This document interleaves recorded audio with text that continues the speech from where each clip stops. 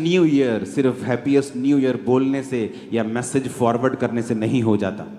हमें परमेश्वर का आत्मा दिखाता है और समझाता है आपको क्या करना है, आपको क्या बोलना है, क्या आपको प्रार्थना में परमेश्वर से कहना है, प्रभु क्या कह रहा है आपको, और उसके अनुसार आपको प्रार्थना करनी है।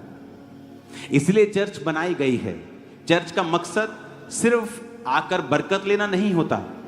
मैं बहुत सारे लोगों को बोलता हूं, जब वो आके बोलते हैं कि हम बड़ा स्ट्रगल कर रहे थे, हमसे हो नहीं पा रहा था, लेकिन अब प्रभु ने हमें ग्रेस दी है, अब हम आपकी चर्च में आते हैं और सब रुकावटें दूर हो गई हैं। तो मैंने कहा ये कौन सी बड़ी बात है, अभी तो पहला स्टेप हुआ है, अभी तो आप सिर्फ चर्च में आए हैं, तो कौन सी बड़ी बात है। अब चर्च में आकर आपने परमेश्वर के लिए क्या किया है, आपने कौन सी सेवा में हिस्सा लिया है।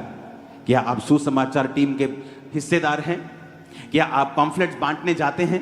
क्या आप बीज बोते हैं? क्या आप प्रार्थनाएं करते हैं? क्या आप फास्टिंग करते हैं? क्या करते हैं आप? क्योंकि जब आप एक चर्च में शामिल होते हैं, आपको उस चर्च के दर्शन में शामिल होने के लिए परमेश्वर बुलाता है। इसीलिए बहुत से लोग बरकत नहीं पा पाते जो अलग अलग चर्चिस में जाते हैं। क्यों? क्योंकि अलग अलग चर्चिस में जाने से आप कहीं पर भी एक टिकाऊ जिंदगी नहीं ले पाते। क्योंकि जब आप चर्च में आते हैं, आप कुछ देर टिकते हैं, आप फिर निगाह में आते हैं परमेश्वर की, वो आपको ड्यूटी देता है, काम देता है।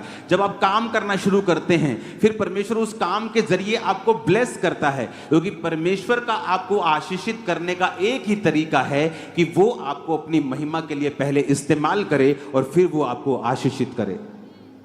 लेकिन जब हम ये सोचते हैं, ओह अब मेरी कंफ्यूजन ठीक हो गई है, अब मैं इसी चर्च में आऊंगा, अब मुझे पता लग गया ये चर्च आत्मिक है, तो बहुत बड़ी बात नहीं है आप यहां पे आए हैं, ये तो शुरुआत है। It's just a starting point, ये तो एंट्री है आपकी, ये कोई बहुत बड़ी बात नहीं है।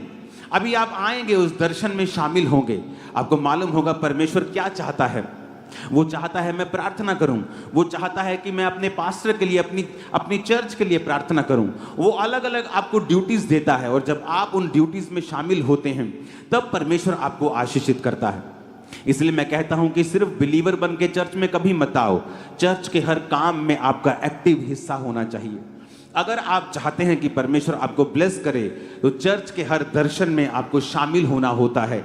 इसीलिए परमेश्वर आपको भवन में रोपता है, यानी आपको बोता है भवन में।